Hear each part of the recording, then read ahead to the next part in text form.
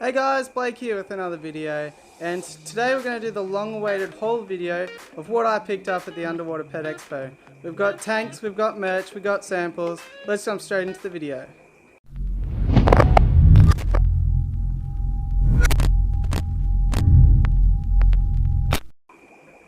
Alright, so the way we're going to go is we're going to save the best till last. So we're going to kick it off with the samples, then we'll go through the merch and then the tanks. So stick on by for the end because it's going to be a good one. So let's jump straight over to this table where I've got everything set up. Alright, so here we are, and here's the basic table that I've got set up here. So to kick started, we've got an Aqua fan, so this is going to be handy for those hot and humid days in the fish room doing streams. But other than that, we've got a really exciting array. This was really clean 5 minutes ago, I promise, of foods and things. So maybe it's a good idea to go straight through the foods. We got a bunch of extreme food. We got 5 of these betta pellets. What are they? 1.5 millimeters. We got 5 of those. We got some marine peewee, but if you did pick up this as a free sample, it's fine to feed to normal fish as well. Just check the protein content and determine whether it's sort of an algae-based food or a protein-based food. So that's really cool. We got some Community Crave krill and spirulina flakes. So this is really good to have as well. I don't actually feed a lot of flake food, but we'll give it a go.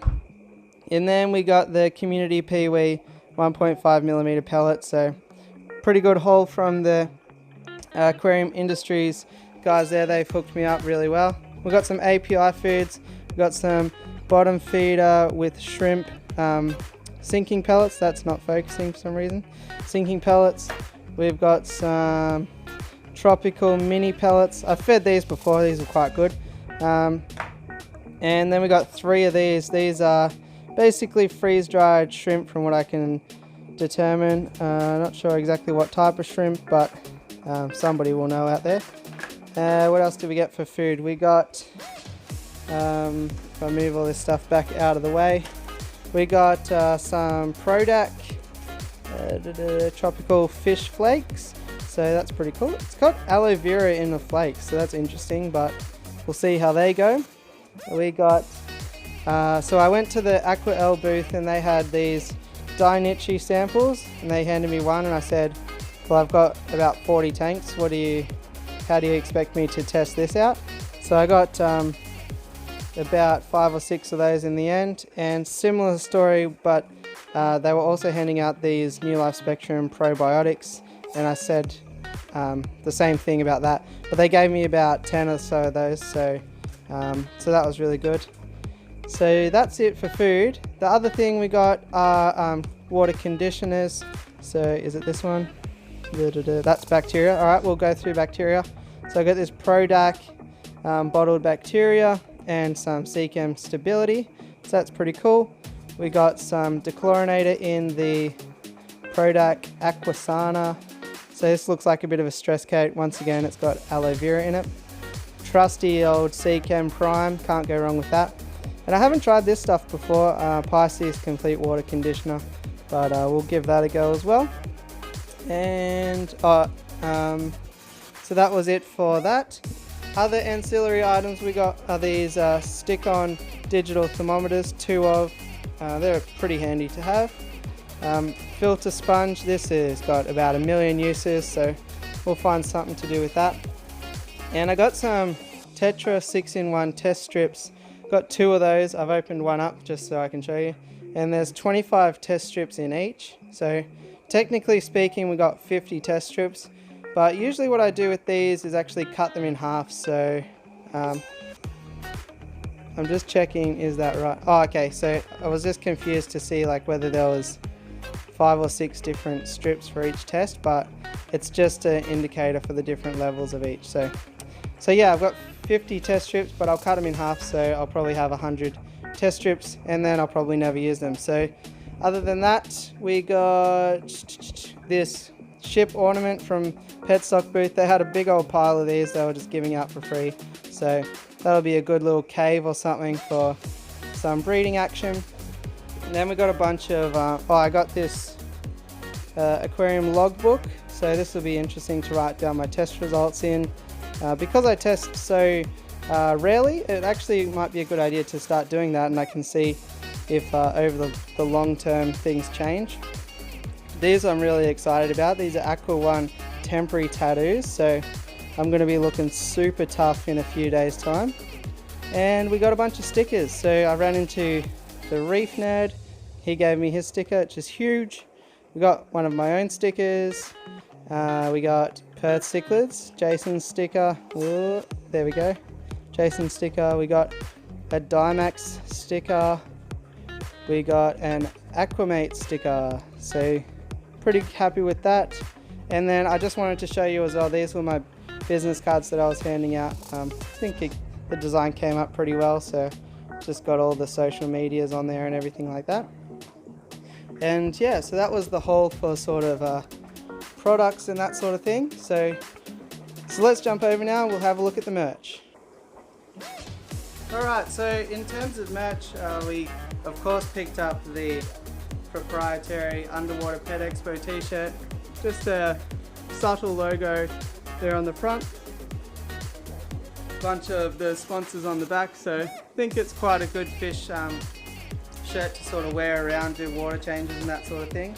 I also picked up this shirt from Sam Parker's new shirt business called Salted Water, and it's hopefully this isn't going to be backwards, but it is on the screen. So it says Glass Box of Dreams and it's got an aquarium on it, so I thought that was an idea that I could get behind. And then this was the other one that I was super excited about. So if you caught my interview with Jag Singh, the winner of the aquascaping competition, if you haven't seen the video, I'll put a link up in the card above and you can check it out. But he was actually given a t-shirt as part of the aquascaping competition that was designed by Harry Razio. And once I saw that, I actually went over and chatted to him.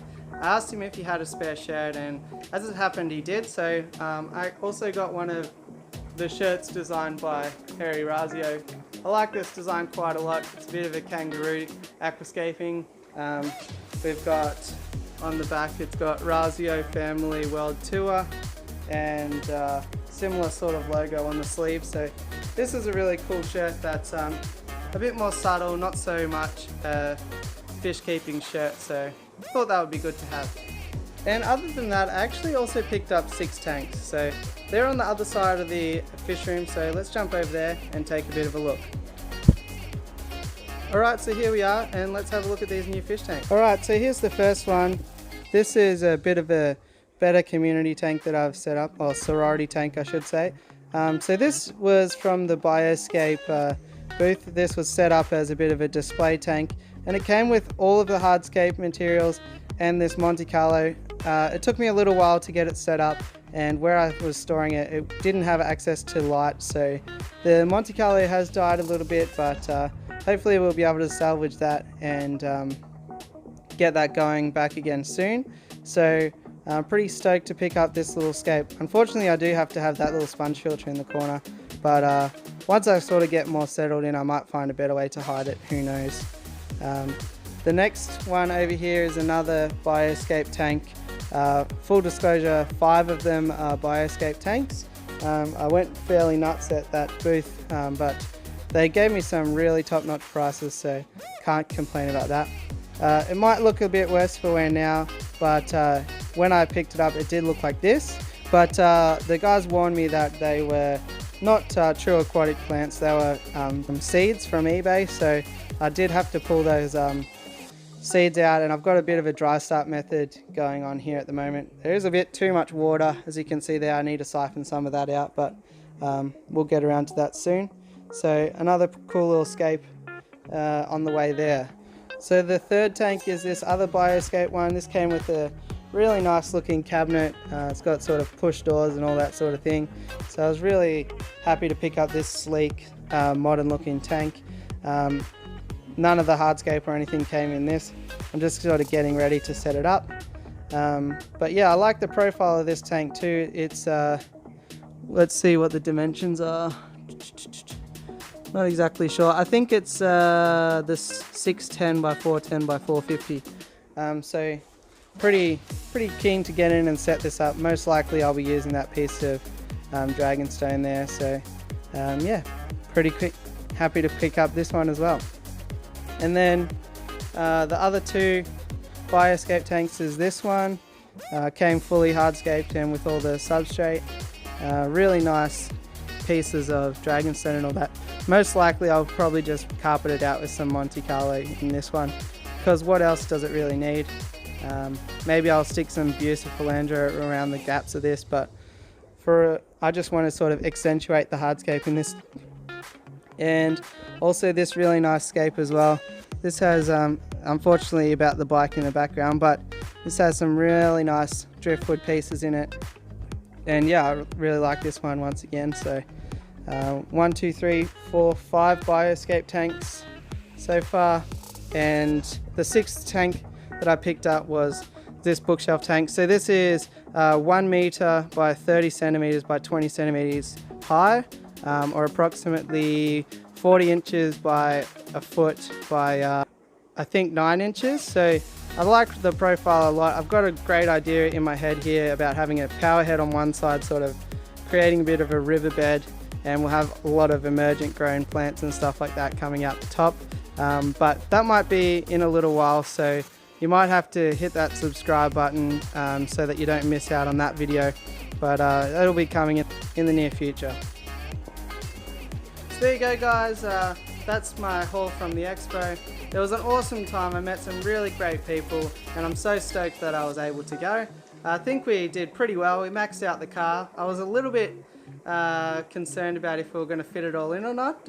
In fact, here's a photo of how I had packed the car to come home. I did have to put that bookshelf tank up on the dashboard and sort of hold it the entire way, which is always fun, but these are the things that we do sometimes in this crazy hobby.